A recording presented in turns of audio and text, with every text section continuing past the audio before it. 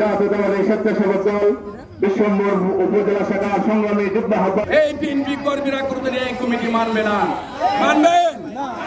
তাহলে আমরাও মেনে নিতে পারবো না।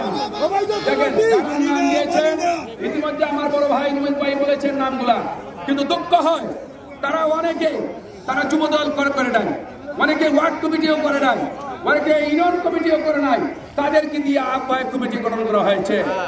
আজকে এই বাধাঘাট থেকে আওয়াজ তুলতে হবে। আমরা সেখান থেকে সবাইকে নিয়ে বলতে চাই, ওই কমিটি আমরা মানি না, ওই কমিটি আমরা তীব্রভাবে নিন্দা জানাচ্ছি। অবিলম্বে ওই কমিটি বাতিল করে নতুন কমিটি গঠন করতে হবে, আর এই কারণে করতে হবে। আহ্বান দেওয়া হয়েছে বা অন্যান্য সদস্য দেওয়া হয়েছে, এই কমিটি আমরা বিশ্ববঙ্গবাসী মানি না। আজকে থেকে আমরা তুমুল আন্দোলন শুরু করব এই কমিটির বিরুদ্ধে।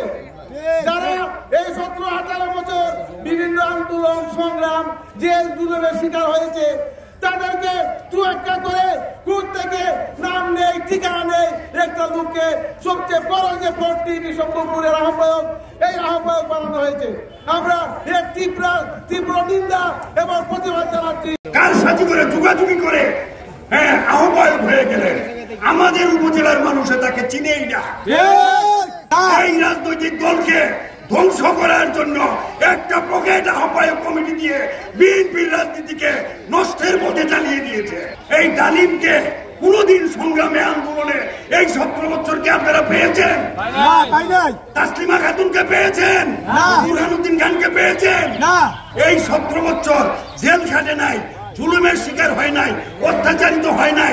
এই সমস্ত আওয়ামী লীগের দূষর, জাতীয় পার্টির দূষর দেনে বিশ্বম্বরপুর উপজেলায় জেলা কমিটির 2-4 জন সদস্য এই পকেট কমিটি বানিয়ে ছেড়েছেন। অবিলম্বে এই কমিটিকে বাতিল ঘোষণা করুন, অন্যথায় বুঝতে হবে ফ্যাসিস্ট সরকারের বিরুদ্ধে, ফ্যাসিস্ট হাসিনার বিরুদ্ধে 17-18 বছর মাঠে লড়াই করেছি, আপনারা কিছুই না। রক্ষা করতে হলে মাঠে থেকে আমরা এই ফ্যাসিস্ট জাতীয় পার্টি দূষরদের কমিটিকে প্রতিহত করব। এই অধিকার এখানে বিদায়। বিএনপির ত্যাগী নেতা কর্মীকে মূল্যায়ন করা হয় নাই। যে সমস্ত মানুষদেরকে দিয়ে বিএনপির আহ্বায়ক কমিটি করা হয়েছে, আপনারা তথ্য তালাশ নিয়ে দেখেন, কেউ মাঠে ময়দানে তো ছিলই না, আরো কেউ জাতীয় পার্টির সাথে সরাসরি সম্পৃক্ত ছিল।